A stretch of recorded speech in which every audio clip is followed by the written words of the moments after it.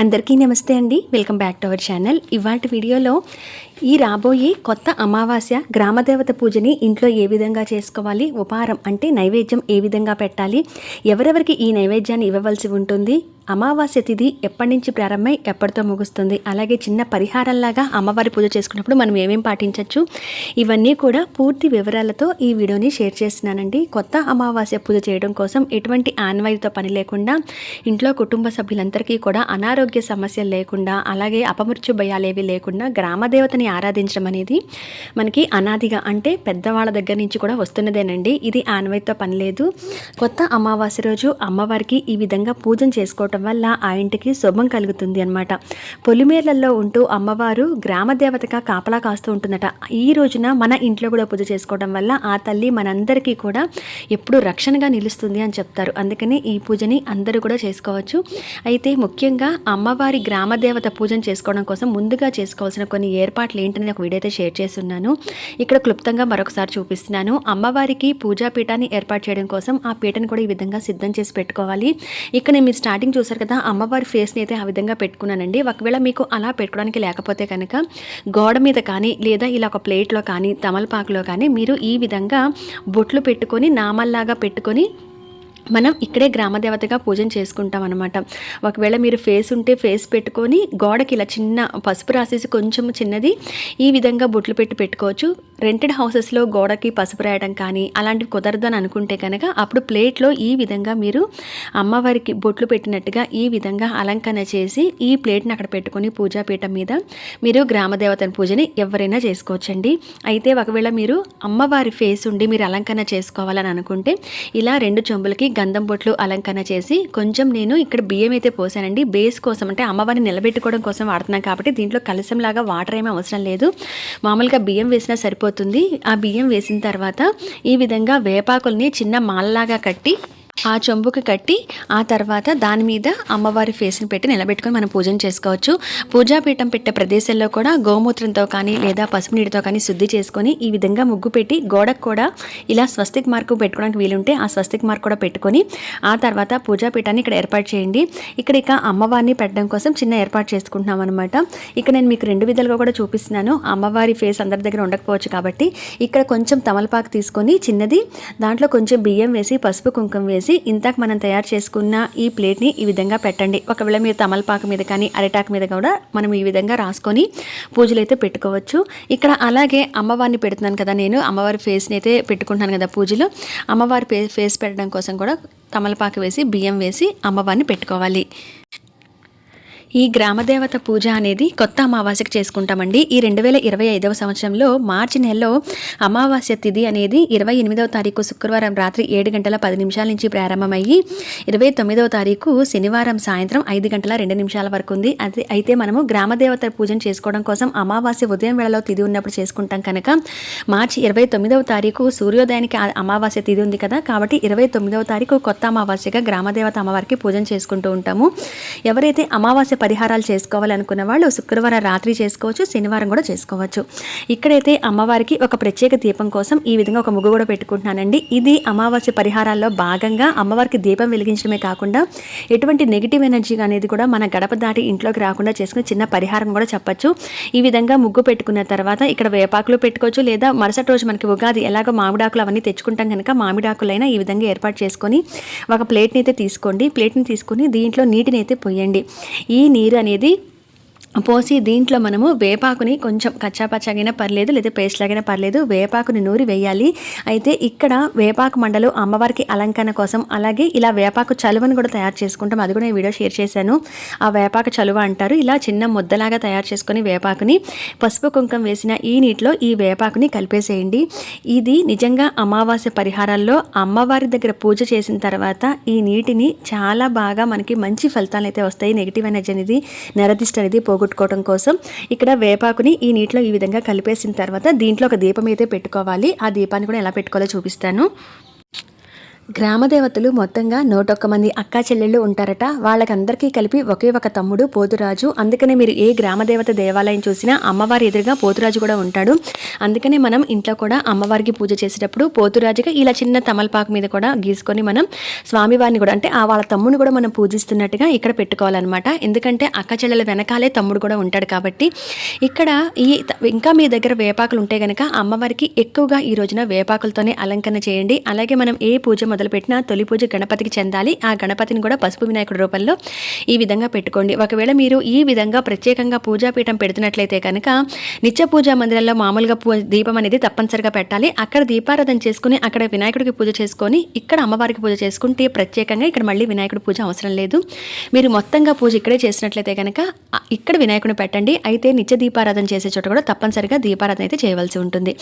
ఇక ఆ తర్వాత మొదటగా మామూలుగా దీపారాధన చేసి వినాయకునికి నమస్కారం చేసుకొని ఎటువంటి విఘ్నాలు లేకుండా మన పూజ ముందుకు జరగాలి. అలాగే మన తెలుగు నూతన సంవత్సరం ఇక మరుసటి రోజు నుంచి కొత్తగా ఉగాది ప్రారంభం అవుతుంది కాబట్టి ఈ సంవత్సరం అంతా కూడా బాగుండాలని మనస్ఫూర్తిగా స్వామివారికి నమస్కారం చేసుకొని పూజ చేసుకొని బెల్లం ముక్క నైవేద్యం పెట్టి తాంబూలం అనేది స్వామి వారికి కూడా పెట్టిన తర్వాత ఇక్కడ అమ్మవారికి వారు పోయడం కోసం ఇక్కడ మరొక కుండలో నీటిని తీసుకొని ఇంతకట్లాగనే దీంట్లో కూడా వేపాకు ముద్దను వేసి పసుపు కుంకుమ కూడా వేసుకోవచ్చు.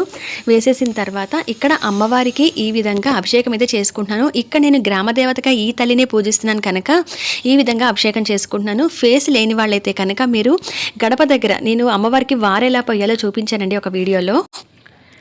ఈ పూజ ఇంట్లో చేసుకుంటున్నప్పుడు ఇలా అమ్మవారి ఫేస్ లేకపోయినా కనీసం గ్రామదేవత పూజ మాకు చేసుకోవడం అలవాట్లేదండి, మేము చేసుకోవట్లేదు అనుకున్నా కూడా కనీసం నేను చూపించిన ఆ వారు పోయటం అనేది సింహద్వారం గడప దగ్గర అయితే తప్పనిసరిగా వారు పోయండి. పూజ చేసుకుంటున్న వాళ్ళైతే ఇంకా తప్పనిసరిగా మానకుండా పోయండి. ఎందుకంటే అమ్మవారిని ఆహ్వానించి మన ఇంట్లో పూజలు అందుకొని మనం పెట్టిన ఉపహారం తిని మన పిల్లల్ని మనల్ని కుటుంబాన్ని రక్షగా ఉండమని అమ్మవారికి చేసుకునే పూజ కాబట్టి తప్పనిసరిగా ఆ విధంగా వారిపోయండి. ఇక్కడ అమ్మవారికి ఈ విధంగా అభిషేకం చేసిన తర్వాత చక్కగా పెద్ద బొట్టైతే పెట్టండి. పసుపు ముద్దను పెట్టి ఆ తర్వాత దానిపైన కుంకుమ పెట్టాను. పెట్టిన తర్వాత ఇక్కడ అమ్మవారికి నిమ్మకాయల మాల ఇవి 3, 5, 7, 9 ఇలా 11 ఇలా ఎన్నైనా తీసుకోవచ్చు.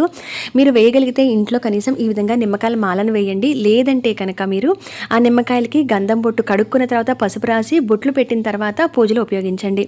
ఇక్కడ మరొకసారి వేపాకు చలవనైతే తయారు చేసుకుంటున్నాను. మీరు వారు పోయలేకపోయినా అమ్మవారికి అభిషేకం చేయలేకపోయినా కనీసం ఈ నీటిని అయితే తప్పనిసరిగా పూజలో పెట్టుకోవడం మర్చిపోవద్దు. ఇలా ఒక కుండలో కూడా వేపాకుని కలిపి పసుపు కుంకం వేసి వేపాకు లీవ్స్ అనేవి దాని మీద పెట్టి ఈ కుండని పూజలో మొదటి దగ్గర నుంచి అమ్మవారి దగ్గర పెట్టండి. ఇది మాత్రం అస్సలు మానద్దండి. ఎందుకంటే చాలా సింపుల్గా చేసుకునే పరిహారంగా చెప్పచ్చు. దీన్ని మీరు అభిషేకం చేయలేకపోవచ్చు, ఏదైనా దేవాలయం గ్రామదేవత దేవాలయం దగ్గరికి వెళ్ళి అభిషేకం చేసుకొని రాకపోవచ్చు కదా. సో అందుకని చెప్పి ఇలా అయితే సిద్ధం చేసుకోండి. ఇక్కడ అమ్మవారికి నిమ్మకాయల మాలను కూడా వేసి ఒక పూలమాలను కూడా సమర్పించాను. ఇక ఆ తర్వాత ఇది వచ్చేసి ఈ కుండను కూడా మొదట్లో అక్కడే పెట్టుకుందాం పూజలో. అలాగే ఇంత ఒక ప్రత్యేక దీపం అని చెప్పాను కదండి, అమ్మవారిని త్రిశక్తి స్వరూపిణిగా చెప్తారు. ముగ్గురమ్మల మూలపుటమ్మ అంటారు కదా గ్రామదేవతని. అందుకనే ఆ త్రిశక్తి స్వరూపిణికి గుర్తుగా మనం 3 ఒత్తులు వేసి దీపాలు అనేవి వెలిగించుకుందాము. 2 ఒత్తులు వేసి ఒక ఒత్తిగా చేస్తూ అమ్మవారికి ఎప్పుడు కూడా ఎర్రటి అక్షింతలు, ఎర్రటి పూలు, ఎర్రటి మందార పూలు కానీ ఎర్రటి ఒత్తులతో పూజ చేసుకోవటం, ఎర్రటి అక్షింతలతో పూజ చేసుకోవటం చేస్తే చాలా మంచిది. అమ్మవారికి ఇక్కడ 2 ఒత్తులు కలిపి ఒక ఒత్తిగా వేస్తూ ఇలాగా 3 ఒత్తులు వేసి వెలిగించాను.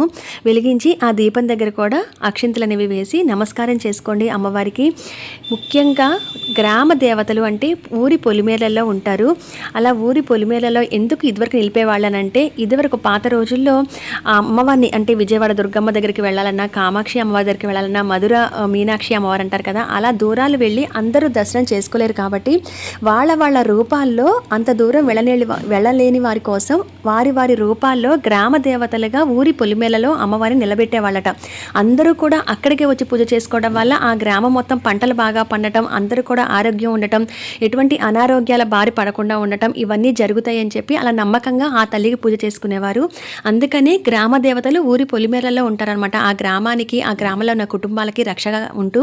అందుకనే గంగానమ్మ అని, పోలేరమ్మ అని, నూకాలమ్మ అని ఇలా చాలా రకాలుగా 101 మంది అమ్మవార్లు ఉంటారనమాట గ్రామ దేవతలుగా. రకరకాల పేర్లతో వారి వారి వారి ఊరి పేర్లను బట్టి కూడా గ్రామ దేవతలు నిలబెట్టుకోవడం అనేది జరుగుతూ ఉంటుంది. గంగానమ్మ అంటే నీరు బాగా మనకి సమృద్ధిగా దొరకడం కోసం, అలాగే వారి ధనధాన్యం బాగా వృద్ధి చెందడం కోసం, వారి పంటలు బాగా పండటం కోసం కూడా గ్రామ దేవతలకు ముందుగా పూజించడం అనేది ఆచారంగా వస్తుంది కదా. అటువంటి కొత్త అమావాస్య రోజు ఈ మార్చి 29వ తారీఖు 2025వ సంవత్సరంలో మనం ఈ విధంగా గ్రామ దేవతని ఇంట్లో కూడా పూజ చేసుకుంటే మన ఇంట్లో కూడా మన పిల్లలు ఆరోగ్యంగా ఉంటారు. మనమందరికీ కూడా అమ్మవారి రక్షగా ఉంటూ ఎటువంటి రోగాల బారిన పడకుండా ఆ తల్లి కాపలా కాస్తుందట. అందులో ఇక్కడి నుంచి ఈ కాలంలో ఆటలమ్మ అమ్మవారు అంటుంటారు కదా, అటువంటివన్నీ వచ్చే కాలం అనమాట. అవేమీ కూడా రాకుండా అమ్మవారు కాపలా కాస్తుందని అంటారు. అలాగే అమ్మవారిని ప్రసన్నం చేసుకోవడం కోసం, ఆ తల్లిని శాంతింపచేయడం కోసమే ఈ విధంగా వేపాకులతోనూ నిమ్మకాయలతోనూ అమ్మవారికి పూజన చేసుకోవాలి. ఒకవేళ మీరు నిమ్మకాయల దండ సమర్పించలేకపోతే కనుక కనీసం ఒక 3 నిమ్మకాయలైనా ఈ విధంగా గంధం బొట్లో పెట్టి పూజలో పెట్టండి అమ్మవారి దగ్గర. మీకు ఇంకా ఎక్కువ నిమ్మకాయలు పెట్టుకోదలుచుకుంటే కనుక ఆ నిమ్మకాయలన్నింటినీ కూడా మొదటిగా అమ్మవారి దగ్గర పూజలో పెట్టండి. పెట్టిన తర్వాత వెలిగించుకున్న దీపం ఏదైతే ఉందో ఆ దీపం కూడా నమస్కారం చేసుకొని పూజన చేసుకోండి. మీరు గూగుల్ పీడిఎఫ్లో దొరికితే నూకాంబిక అమ్మవారి కానీ గ్రామ దేవతల అమ్మవారి అష్టోత్తరాలు ఉంటాయి. మీరు ఏ పూజ మొత్తం చేయడం రాకపోయినా కనీసం అమ్మవారికి మనస్ఫూర్తిగా నమస్కారం చేసుకొని ఆ అష్టోత్తరం ఒక్కటి చదువుకున్నా సరిపోతుంది. ఇలానే మనం వేపాకులతో పూజ చేయొచ్చు, నిమ్మకాయలతో పూజ చేయొచ్చు, పసుపు కొమ్ములతో కూడా చేయవచ్చు. చేసి ఈ విధంగా ఆ తల్లికి మనస్ఫూర్తిగా నమస్కారం చేసుకోండి. మీ గోత్రము, మీ నామాలు అంటే మీ పేర్లు, మీ కుటుంబ సభ్యులందరి పేర్లు, పిల్లల పేర్లు, ఇవన్నీ మీ కోరిక, మీ సంకల్పం చెప్పుకొని అమ్మవారికి ఈ విధంగా పూజన చేసుకోవాల్సి ఉంటుందన్నమాట. ఈ దీపం ఒకవేళ మీరు అమ్మవారి ఫేస్ పెట్టుకోలేకపోతే కనుక చిన్న పసుపు ముద్ద రూపంలో కూడా అమ్మవారిని పెట్టుకోవచ్చు. లేదా వేపాకు ముద్దని ఇంతాక వేపాక చలువ నీటిలో కలుపుకోవడం కోసం చేసుకున్నాం కదా, ఆ వేపాకు ముద్దని ఎక్కువ నీరు పోయకుండా మనం గట్టిగా నూరుకుంటే కనుక ఆ వేపాకు ముద్దని చిన్న పసుపు గౌరి రూపంలో కూడా వేపాకు ముద్దని చేసుకోవచ్చు. ఇక్కడ స్క్రీన్ మీద వేసాను చూసారా, అలా అనమాట. ఫేస్ లేనప్పుడు అమ్మవారిది ఈ విధంగా పసుపు ముద్దను కానీ లేదంటే ఇలా వేపాకులతో నూరుకున్న ముద్దలాగా కూడా అమ్మవారిగా భావించి మీరు ఈ పూజను చేసుకోవచ్చండి. అందరూ కూడా చేసుకోండి, ఎవ్వరు కూడా మిస్ చేసుకోకండి, చాలా మంచిది.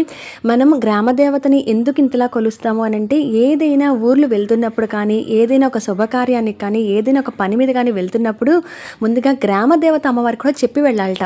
మళ్ళీ అలా చెప్పి వెళ్ళి రావటం వల్ల ఆ పని ఎటువంటి ఆటంకాలు లేకుండా సాగుతుందని అమ్మవారి తోడుంటుందని చెప్తారు. అందుకని ఊళ్ళు వెళ్తున్నప్పుడైనా ఎప్పుడైనా కూడా మనసులో అయినా అమ్మవారికి చల్లగా చూడమని, రక్షగా ఉండమని అమ్మవారికి, గ్రామదేవత అమ్మవారికి మొదటగా మనం చెప్పుకొని ఆ తర్వాత ఆ పని ప్రారంభించాలి, లేకపోతే ఆ కార్యక్రమానికి మనం స్టార్ట్ అవ్వాలి అని అంటారు. ఈ విధంగా అమ్మవారికి అయితే కొత్త అమావాస్య రోజు గ్రామదేవతకి పూజ చేసుకోవాలి. అయితే ఇది మార్చి 29వ తారీఖు చేస్తాం కదా, ఉదయం మనం మధ్యాహ్నం దాకా కాకుండా 10:30-11 లోపల ఈ చిన్న ఏర్పాట్లు అయితే చేసుకొని అమ్మవారికి పూజన చేసుకోవచ్చు.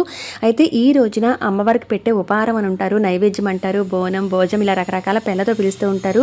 అమ్మవారికి పెట్టేది విస్తర్లో ఎలా ఏమేమి వండాలి, ఏమేమి వడ్డించాలి, ఎందుకు పెడతారు అనేది నేను ఒక వీడియో షేర్ చేశానండి. అయితే ఇక్కడ మరొకసారి చూపిస్తున్నాను.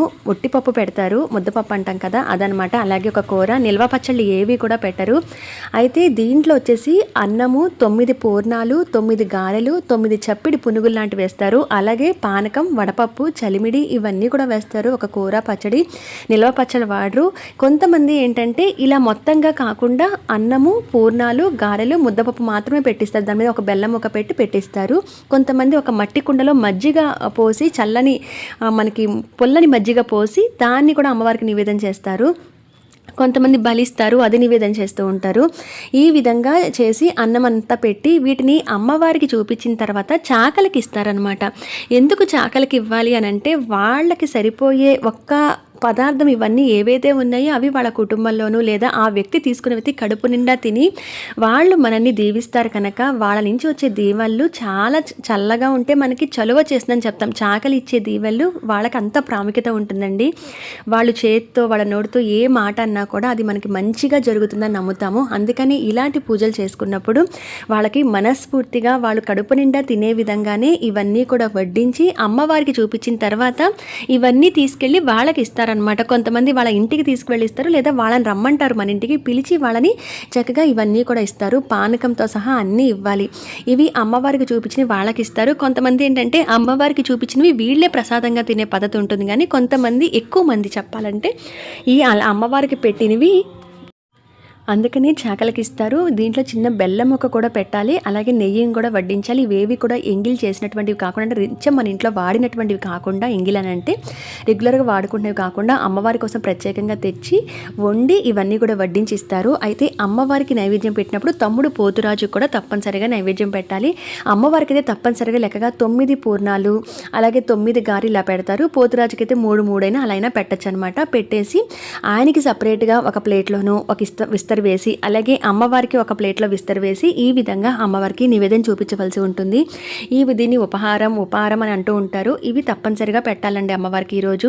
అయితే ఈ కొత్త అమావాస్యకి చేసుకోలేకపోతే మళ్ళీ ఎప్పుడు చేయొచ్చు అని అంటే, ప్రతి నెల వచ్చే అమావాస్యకి చేసుకోవచ్చు, ఏదైనా ఆడవాళ్ళకు ఉండే ప్రాబ్లమ్స్ వల్ల చేసుకోలేకపోతే. అలాగే ఆషాఢ అమావాస్యకు కూడా ఎక్కువగా అమ్మవారికి గ్రామదేవతకు చేసుకుంటూ ఉంటారు. ఏదైనా మీ ఊర్లో అమ్మవారికి సంబంధించి మీరున్న ప్రాంతాల్లో అమ్మవారికి జాతరలు జరిగే రోజుల్లో కూడా మీ ఇంట్లో ఈ విధంగా మీరు చేసుకోవచ్చు. అమ్మవారికి కూడా పసుపు, కుంకుమ, చీర, గాజులు, పండ్లు, తాంబూలం ఇవన్నీ కూడా ఈ విధంగా అమ్మవారికి పెట్టాలి. అయితే ఇక్కడ అమ్మవారికి పెట్టే చీర ఏదైతే ఉందో అది మీరు కట్టుకోవచ్చు, లేదా కొంతమంది ఇంకా అమ్మవారికి గుడిలోకి తీసుకువెళ్ళి ఇచ్చేసి వస్తుంటారు. అప్పుడు అమ్మవారికి ఒకసారి ఇంట్లో చూపించుకొని మళ్ళీ గుడికి కూడా తీసుకువెళ్ళి ఇస్తుంటారు. గుడికి తీసుకువెళ్ళే ఏవేవి వస్తువులు తీసుకువెళ్ళాలని నేను మరొక వీడియో షేర్ చేస్తాను. ఇక్కడైతే అమ్మవారికి ఈ విధంగా చీర, పసుపు, కుంకుమ, పూలు, గాజులు, పండ్లు, తాంబూలం పెట్టి, దక్షిణ సహిత తాంబూలం పెట్టి అమ్మవారికి ఈ విధంగా చేసుకోవాలి. ఇటు అమ్మవారికి, పోతురాజుకి ఇద్దరికి కూడా నైవేద్యం పెట్టినప్పుడు ఒక చిన్న చెంబుతో నీటిని కూడా పెట్టండి. అమ్మవారికి ఈ విధంగా నైవేద్యం చూపించిన తర్వాత కాసేపు పక్కకి వెళ్ళిపోండి. ఆ నైవేద్యం చూపించిన తర్వాత నీరు ఏదైతే ఉందో ఆ నీరుని ఎవరు తొక్కని ప్రదేశాలుగానే ఎక్కడ చెట్టు మొదట్లయితే ఇద్దరి నీళ్లు అనమాట ఆ విధంగా పోసేయాలి. ఈ నైవేద్యం ఏవైతే ఉన్నాయో అవి మీరు కొంచెం ప్రసాదంగా తినే అలవాటు ఉంటే తినండి, లేదంటే కనుక మేము పూర్తిగా ముందు ఆ చాకలికి ఇస్తామని అనుకుంటే వాళ్ళకే పూర్తిగా ఇచ్చేయండి. తర్వాత మళ్ళీ అమ్మవారికి మనం వండినవి ఎలాగో ఉంటాయి కదా, అప్పుడు అవి ప్రసాదంగా మనందరం కూడా తీసుకోవచ్చు. అమావాస్య రోజుల్లో ఈ విధంగా గ్రామదేవతకి ఇంట్లో ఎప్పుడైనా పిల్లలు అనారోగ్యంతో ఉన్నప్పుడు అమ్మవారికి మొక్కుకొని ఈ విధంగా చేసుకోవచ్చు ఈ పూజని. అంతేకాకుండా అమ్మవారు పోస్తుందని, ఆట్లమ్మ పోస్తుందని అంటూ ఉంటారు కదా, అవన్నీ పిల్లలకి తొందరగా తగ్గిపోయి వాళ్ళు ఆరోగ్యంగా ఉండటం కోసం అమ్మవారికి మొక్కుంటూ కూడా చేస్తూ ఉంటారు. ఏదైనా వాళ్ళ ఊళ్ళలో ధ్వజస్తంభాలు ఎత్తినప్పుడు, లేదా ఏదైనా వాళ్ళు గృహప్రవేశాలు చేసుకుంటున్నప్పుడు, శుభకార్యాలు మొదలు పెడుతున్నప్పుడు, వివాహ ప్రయత్నాలు ఉన్నప్పుడు, ఇలా రకరకాలుగా వాళ్ళకి ఇంట్లో ఏదైనా శుభకార్యం మొదలు పెట్టేటప్పుడు ముందుగా అమ్మవారికి ఈ విధంగా చేసుకొని ఇవన్నీ కూడా సమర్పించి ఆ తర్వాత మీరు ఈ పూజ చేసుకున్నాక ఈ విధంగా చేయొచ్చు. ఏదైనా దేవాలయానికి కూడా వెళ్ళి అక్కడ కూడా ఈ విధంగా చేసుకొని అమ్మవారికి నైవేద్యం పెట్టి వస్తూ ఉంటారు. అయితే పానకం, వడపప్పు, చలిమిడైనా కనీసం పెట్టాలండి. ఇవన్నీ వండి పెట్టలేకపోతే పానకం, వడపప్పు, చలిమిడి పెట్టచ్చు. అలాగే మజ్జిగ, పుల్లని మజ్జిగ కూడా కుండలో పోసి అమ్మవారికి నివేదన చేస్తారు. వేపాకులు చుట్టుపక్కలంతా పరిచి కూడా పూర్తిగా వండగలిగితే ఈ నైవేద్యాలన్నీ వండి అమ్మవారికి ఇవ్వాలి. తాంబూలం తప్పనిసరిగా పెట్టాలి. ఇప్పుడు నేను చూపించింది ఇస్తున్నాను చూడండి. వాళ్ళకి తాంబూలం కూడా అమ్మవారి పేరు చెప్పి వాళ్ళకే ఇచ్చేస్తాము. ఇలా చాకలికి ఇవ్వటం వల్ల మంచిది అనుకున్నాం కాబట్టి అమ్మవారికి పెట్టిన తాంబూలం కూడా వాళ్ళకి, అంటే అమ్మవారికి సమర్పిస్తున్నట్టుగా భావించి వాళ్ళకి ఇవ్వటం జరుగుతుందన్నమాట. మనం 3 ఒత్తులు వేసి దీపారాధన చేసుకున్నాం కదా, ఆ దీపం కొండెక్కిన తర్వాత ఆ దీపాన్ని పక్కన పెట్టేసి మీరు ఆ నీటిని సింహద్వారానికి దిష్టి తీసి పోసుకోవచ్చండి. అయితే ఇది అమావాస్య పరిహారాల్లో సాయంత్రం వేళలో, అంటే మనం రాత్రి వేళలోనే చేసుకోవచ్చు. 7 దాటిన తర్వాత ఆ నీటిని అలానే పక్కన పెట్టుకొని 7 అలాంటప్పుడు చేసుకోవచ్చు అనమాట ఈ పరిహారం. అలాగే వీళ్ళకి ఇస్తానన్నాం కదా, వాళ్ళందరికీ కూడా ఆ భోజనం అంతా కూడా అమ్మవారికి పెట్టిన ఉపహారం అంతా వాళ్ళకే పిలిచి ఇచ్చేసి, అవి కొంచెం పులుసు అనేవి కొంచెం పైన అన్నంలో మాత్రమే వడ్డించాం కాబట్టి విడిగా వాళ్ళకి ఇంకేదైనా మీరు ఇవ్వదలుచుకుంటే ఆ కూరలు అవన్నీ కూడా వాళ్ళకి ఇవ్వచ్చు. పోతురాజుకు పెట్టింది కూడా వాళ్ళ ఇంటికి పంపించేయాలన్నమాట. అలాగే అమ్మవారి దగ్గర పెట్టిన తాంబూలం ఏదైతే ఉందో అది కూడా దక్షిణతో సహా వాళ్ళకి ఇచ్చేయాలండి. ఎందుకంటే వాళ్ళకి ఇస్తే అమ్మవారు మనం ఇచ్చినట్టే అని భావిస్తాం కనుక వాళ్ళకి ఇచ్చేయాలి. ఇక పసుపు, చీర, జాకెట్టు ఇవన్నీ ఏవైతే ఉన్నాయో అవన్నీ మీరు కావాలంటే అమ్మవారి గుళ్ళు ఇచ్చేసి రావచ్చు, లేదా మీరు కట్టుకోవచ్చు, లేదా వీళ్ళకి కూడా ఇచ్చేయచ్చు అనమాట. అది మీ ఇష్టం. ఇక అమ్మవారి దగ్గర కుండతో నీళ్లు పెట్టాం కదండి, పూజ అయిన తర్వాత ఆ కుండ అక్కడి నుంచి తీసి ఆ వేపాకులతోనే ఇల్లంతా కూడా చల్లుకోండి నీరు. అలాగే మీ అందరి మీద కూడా చల్లుకోండి. ఆ తర్వాత ఎవరి తొక్కని ప్రదేశంలో ఏదైనా చెట్టు మొదట్లో పోసేయచ్చు. నిమ్మకాయలు ఏవైతే ఉన్నాయో నిమ్మకాయల మాలని అయితే అమ్మవారి దగ్గర నుంచి తీయకుండా అక్కడే ఉద్వాసం చెప్పే వరకు ఉంచండి. విడిగా నిమ్మకాయలతో మీరు పూజ చేస్తుంటే ఆ నిమ్మకాయలు ధన నిల్వ ఉంచి చోట పెట్టుకోవచ్చు. అలాగే 3 నిమ్మకాయలు గుచ్చి వాహనానికి కానీ ఇంటి సింహద్వారానికి కానీ కట్టుకోవచ్చు. ఎటువంటి నెగిటివ్ ఎనర్జీ కూడా అస్సలు రాదు. మీకు ఏదైనా బిజినెస్లు ఉన్నా, షాపులు ఉన్నా ఒక నిమ్మకాయని తీసుకెళ్ళి డబ్బులు ఉంచే చోట పెట్టుకోవచ్చు, బీరువాలో పెట్టచ్చు, ఇంటికి కట్టుకోవచ్చు, బండ్లకు కట్టుకోవచ్చు. ఇలా ఆ నిమ్మకాయలు అలా వాడండి. ఇంకా మీరు కావాలంటే వాటి ప్రసాదంగా కూడా, అంటే నిమ్మకాయ నీళ్ళు తాగడానికి కానీ అట్లా కూడా వాడుకోవచ్చు. ఎందుకంటే అలాగే పూజలో పెట్టిన నిమ్మకాయలు కాబట్టి మీరు ఈ విధంగా ఇంట్లో కూడా వాడుకోవచ్చు ప్రసాదం కింద. అయితే అమ్మవారికి ఉద్వాసన అనేది ఆ రోజు చెప్పకుండా మరుసటి రోజు ఉగాది రోజు మీరు కావాలంటే ఉగాది పూజ ఇట్లానే ఉంచేసి సోమవారం ఉద్వాసన చెప్పచ్చు. అన్ని రోజులు ఉంచడానికి అవదాని అనుకుంటే కనుక మీరు ఉగాది ఉదయం కూడా ఇవన్నీ శుభ్రం చేసుకొని మళ్ళీ మీరు నిత్య పూజ మందిరంలో ఉగాది పూజను చేసుకోవచ్చు. అయితే ఆ రోజు నుంచే మనకి 30వ తారీఖు నుంచి లలితా నవరాత్రులు ప్రారంభం కాబట్టి ఇవన్నీ మీరు ఆల్రెడీ సిద్ధం చేసుకున్నారు కదా పీట అవి. మీరు నెమ్మదిగా ఈ అమ్మవారికి సంబంధించి వస్తువులన్నీ కూడా పక్కన పెట్టేసుకుని కావంటే ఈ పీట మీదే లలిత అమ్మవారి చిత్రపటం పెట్టుకొని మీరు ప్రత్యేకంగా చేయదలుచుకుంటే నవరాత్రులు కూడా చేసుకోవచ్చు. నేను ఆ నవరాత్రుల పూజా విధానాన్ని సులువుగా కలశం అఖండ దీపం లేకుండా ఎలా చేసుకోవాలో షేర్ చేశానండి. ఆ నియమాలు తెలుసుకొని మీరు లలిత నవరాత్రులు చేసుకోండి. మరి ఈ వీడియో నచ్చితే లైక్ చేయండి. మరొక మంచి ఇన్ఫర్మేటివ్ వీడియోలో మళ్ళీ కలుస్తా. నమస్కారం.